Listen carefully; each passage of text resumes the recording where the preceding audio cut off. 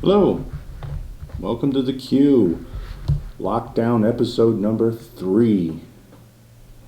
Actually, the lockdown is starting to lift up a little bit. This weekend we actually had some family over for a game. Of course, when I say we, my sons did. My two nephews came over, a girlfriend of one of my sons, and they all played Global War 36. They started Thursday or Friday night and didn't end until Sunday night with a winner, and it was the Allies. I thought the Russians were going to have the advantage there, but what took place at the end was, I guess there's a rule that the Allies can declare war on Russia at the end if they take Berlin, I think is what they were telling me. So they declared war on Russia, the Allies, and they managed to take enough territories to get the advantage on the Russians. So the Comintern came in second, with the Allies being 2 victory points ahead. And of course the Axis, they lost Berlin, Rome, and Tokyo. So they were completely wiped out. So it was kind of like the East versus West. I guess they could have continued, but they ran out of time.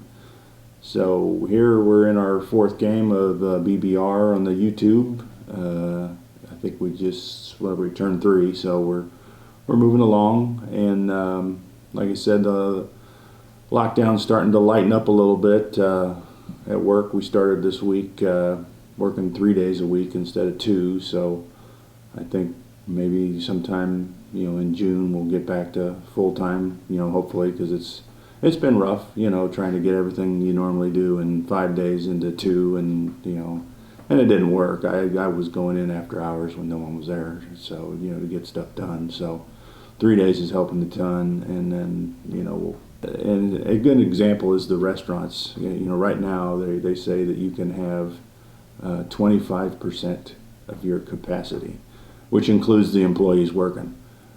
So I don't know many restaurants that can open up for 25% of its business and stay open. And so whether you're losing money that way or you're losing money not being open, it's kind of a rough call there.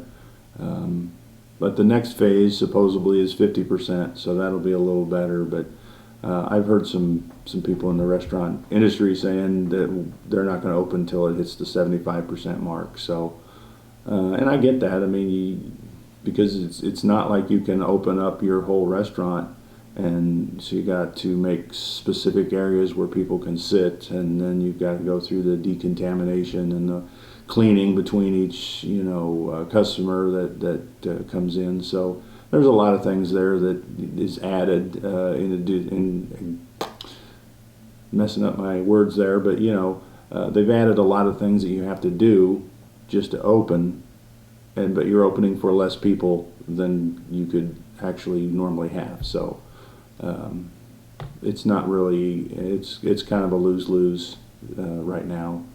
But other places are opening up that weren't allowed to be open, so that's good. And here in the middle of the country, we're I wouldn't say we're not completely free of the COVID-19 virus, but hardly any cases to speak of compared to the East and West Coast. So anyway, with that in mind, things are going well here. Doing more and more of the painting and staining. And maybe we take a look at some of those units. Let's do that. So here's where the magic happens. The polyurethane stain applied, rubbed off, dry, set to dry. Usually before I'm mixing those together, it's drying at least 24 hours, if not more, just to keep them from sticking together and whatnot. But you've got to have some entertainment while you're doing that, and you don't want to keep searching for videos on YouTube. You just click something and let her play. So unless you got a really long video to watch, go to your favorite YouTube channel and go over here to playlist. Whoop, you got to actually hit it. And you know, there could be, well, there's quite a few in this one. But you know, just choose a playlist, and right over here, this red button I think is play all. So if you hit that, and away it goes. You gotta hit the play, of course, and you can watch your favorite YouTube video, whether it's the YouTube Wars. Well, of course that's pretty dark, but you get the idea. And you just hit that, let her go, and however long you're here. Welcome back once again. Now he's talking over me.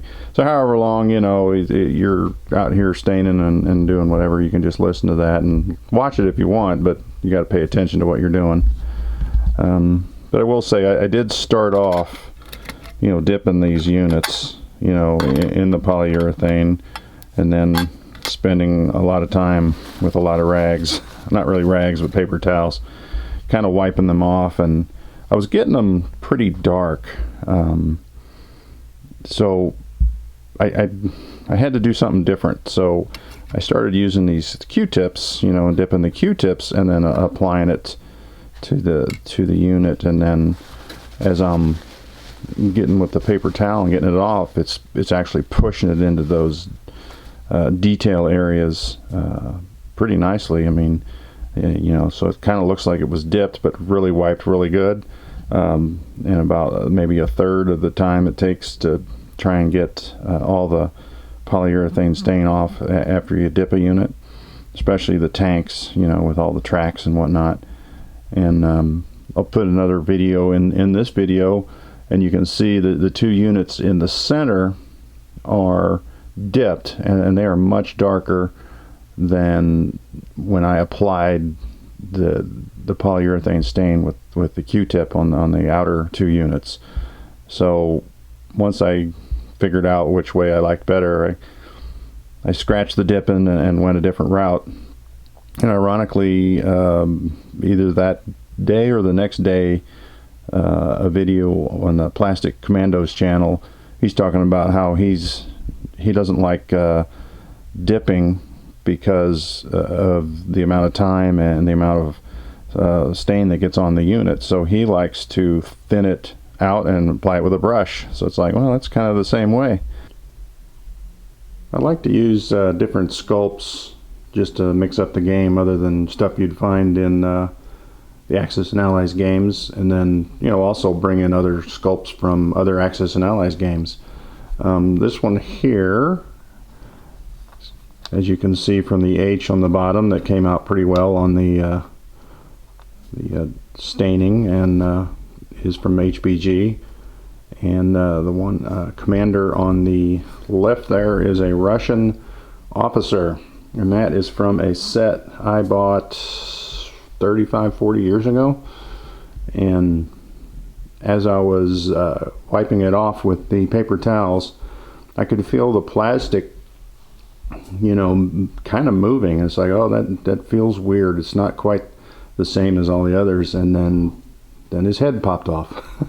So I glued it back on, but I don't think I'm going to be able to use many of those old ones that I have from the old days, just because of the plastic doesn't seem to be holding up as well. But I did get some other sculpts from different areas, and we'll take a line up at some of the finished product.